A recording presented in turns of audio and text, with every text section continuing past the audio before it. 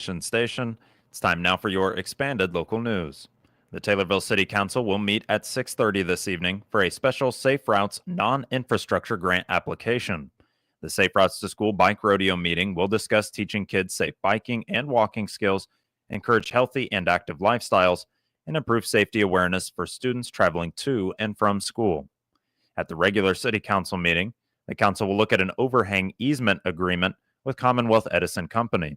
Several ordinances will be discussed concerning the Safe Routes to School rulings, water restoration fees, and police department motor vehicles. Some business development agreements between the city and the Fraternal Order of the Eagles, Dustin Clark, and Taylorville Music Lessons are also on the docket. Other motions include the concern about the taxiway, a motion referring to a Solar on Earth contract to the city attorney, a motion to hire a firefighter, a motion to buy pagers for radios as well, and a motion for construction on Adams Street. Paving change order for Taylorville Food Center, several pay orders for construction, as well as the mayor and city attorney updates. Stay tuned to Regional Radio News for more following the conclusion of tonight's event.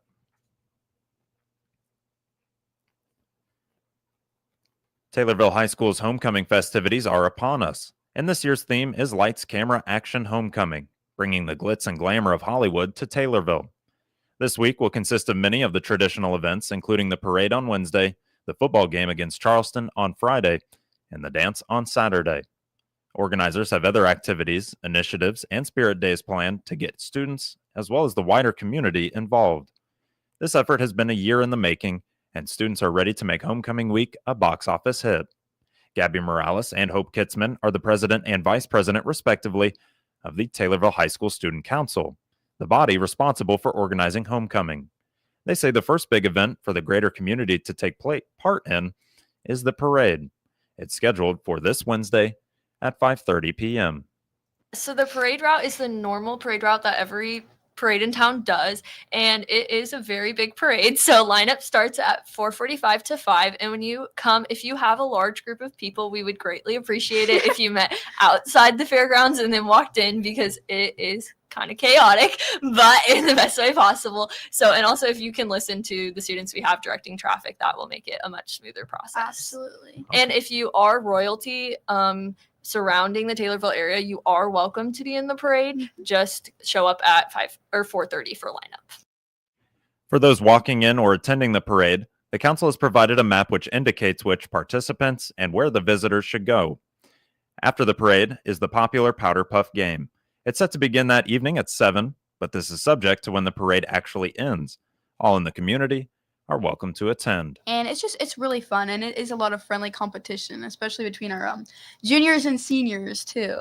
Any predictions you might have on who's going to So- win? I think we have different predictions. I think we do too, but that's okay. It starts around 7, so the parade normally goes from like 5:30 to 6:30, and then warm-ups or guests technically start at 6:30, and then we get rolling around 7. Okay, get rolling around 7.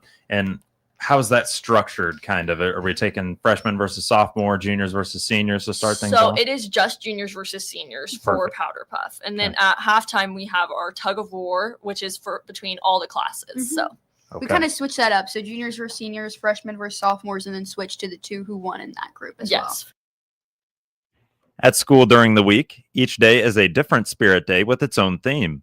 On Wednesday, which is the same day as the parade, the theme is class movie genre. Each class is assigned a different genre to dress up as, and that genre also serves as the theme for each class's parade float. Participation counts towards a contest in which there is a prize for the winning class at the end. The seniors are Western, the juniors are action, our sophomores are rom-coms, staff is comedy, and then freshmen are horror. So any movie character from your genre, you can dress up as. Wow, so Western for the seniors. Yeah.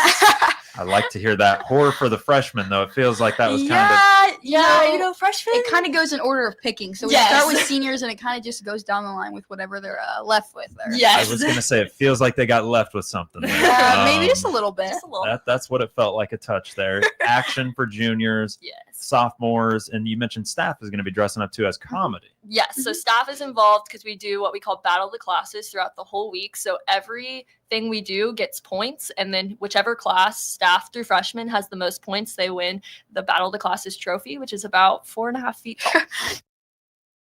Other activities throughout the week also are part of the contest. They include a penny war, where the change goes towards a good cause. So the parade is a big one that we do. So that's in the middle of the week on Wednesday, and we'll kind of talk about the time in a little bit too. But everybody gets to decorate their float based on their genre. So like ours is Western, and obviously we said seniors is or freshmen is horror. So they kind of dress up and decorate on that. And Powder Puff, you can also win points from that. Dressing up every day. We do something called Penny Wars too. Hope you want to talk about that. Yeah, so Penny Wars is when you can bring in any amount of change or money, and then like pennies is the only thing that gets you positive points. So if you bring in a quarter, then it's 25 points minus the class that you put it in. So you want to have positive points, but normally each class ends up with negative points. Yeah. And then all the money that we collect from that goes to our Tornadoes for Hope, which is we donate it to someone who's battling cancer or an illness in our community. Planning homecoming is a year-long effort, and in the case of this year, the council networked with other high school student councils to actually garner inspiration as to their homecoming theme. It's kind of we figured it out the year beforehand, and then more of the planning kind of goes into it over the summer. So we tell our board to kind of think of what ideas they have for the theme the next year. Okay, now is anybody in particular credited with the theme this year? I think we might have to give it to our advisor. Unfortunately, we go to a big convention with a lot of student councils, so we get to see a lot of different themes and a lot of different ways schools do homecoming, and he saw this one, and we had not done this before, and so we took it and ran with it. So, Okay. And then based off that, we kind of break into our committees to do all of the different activities we do, and then we go into our dress up days, which this year we are doing them based off movies. So Monday we're doing Minions versus Gru for Despicable Me. Tuesday we're doing Hollywood Dynamic Duo Day, and then Wednesday class movie genre. So each class is a different movie genre, and then you dress up as your favorite character. Thursday Hollywood Icon, and Friday is Purple and Gold Spirit Day. More information on the homecoming plans is available at the Taylorville High School Student Council's Facebook and Instagram pages. As with every Tornado football game, WTIM, your information station, will have live commentary of Taylorville's homecoming matchup against Charleston. Coverage starts on Friday at 6:45 p.m. Gabby Morales and Hope Kitzman appeared as guests on the WTIM Morning Show as part of our monthly Taylorville Schools Good News segment. This will conclude the first portion of your expanded local news, and it's brought to you by Taylorville Community Credit Union. Life moves fast and your banking should keep up. This is Will Perkins. At Taylorville Community Credit Union, managing your money is easier than ever. With our 24/7 online banking and mobile app, you can check your balance, transfer funds, and pay your bills. Anytime, anywhere, safe, secure, and just a tap away. For more information, call or stop by one of our local branches. TCCU, local banking that goes wherever you do. Member NCUA.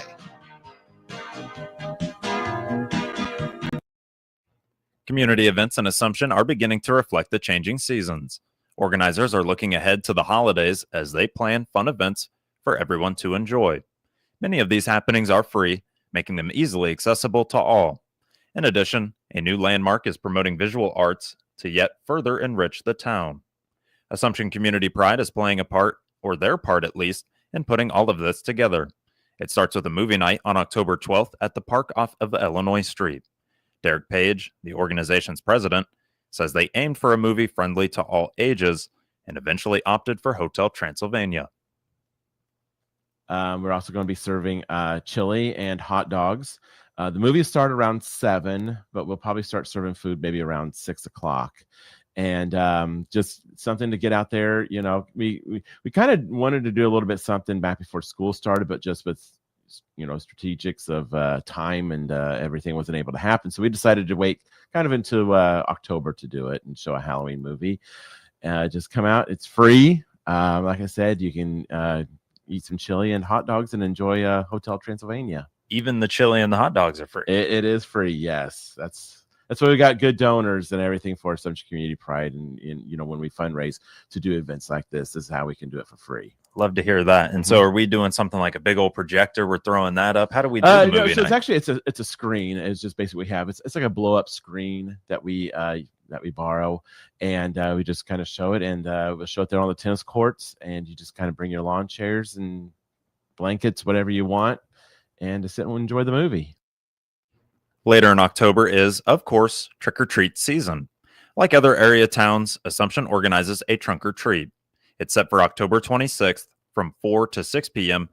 at Central A&M Middle School. Plan is that we will be outside the middle school within the parking lot, and you just come through and walk and hit each individual vehicle and fill yourself up with candy. If there's bad weather, we will be inside the school. Okay. On it. But from 4 to 6, trunk or treat, show up, and you just go from vehicle to vehicle and get a ton of candy, dress up, whatever you want. Adults dress up just as much as the kids, and we really enjoy seeing everybody out there for that. For you guys in the trunk or treat, do I need to sign up to just park my car, or can I just throw my car out there? You can just bring your car up there. We will. I mean, I guess you probably should let us know, just so that we can know how many places to place people. So you can send us a message on Assumption Community Pride Association, or you can just call me at 217-622-1989, and we'll get you set up. 622-81 1989 1989 89. Perfect. And we'll get you set up if you're interested in it. And after trunk or treat, it's time to start thinking about holiday lights. The lights will be turned on November 28th at 5 p.m. Paige says that Assumption Community Pride is taking volunteers, though, to help them put those lights up. Yes, that part we do. We always could use help. So kind of the plan is that we kind of start first Saturday in November, and we'll go all the way basically up to the 22nd of November. We just kind of start around 8 o'clock downtown. If you are interested, like you said, you can call me, or you can stop off at the bank, First National Bank in Assumption downtown, and mention that you'd like to help, and we can put you to work. But usually we try to on the Saturdays because more people's available on that day, and just go and set them up. Okay. So hopefully, we're planning on buying a couple of new lights this year. We're going to try to do that every year to kind of expand it, but we always could use the time and the help to get the lights up. Away from events, a new art studio is open in Assumption. It's located where DJs on Chestnut had previously sat. The new studio allows the owner to showcase her work and that of others in the community, and also offer classes to those that are interested. Grace Snively, who owns a boutique there in Assumption, Gray House Goods, bought the old DJs, and now is turning it into an art studio, to where basically everything she's doing kind of in her back room is now in the forefront, and she was able to expand it. So she is doing art projects for all levels, whether they be for kids. There's people that do like acrylics, pottery is different things that she is doing. She's got a true art base of followers. That's been amazing. People come from Shelbyville, from Taylorville, Pana to do it. About each class that she does has about 20 people that's in it. And when I was there to visit and welcome her into the Assumption Community Pride umbrella, she had 20 people that was there, and she just got done doing an art day. More information on Assumption Community Pride is available by visiting them at their Facebook page. Derek Page appeared as a guest on the WTIM morning show. A Taylorville Memorial Hospital security officer has been recognized for his work. Ruel Callahy was named the Hospital Colleague of the Month for September. Hospital leaders say that he is appreciated both by staff and visitors for his focus on safety, calm presence, and willingness to help. One nominator described Callahy as an excellent officer who brings humor and kindness to the job while keeping people safe. Callahy has been with Taylorville Memorial Hospital now since 2024.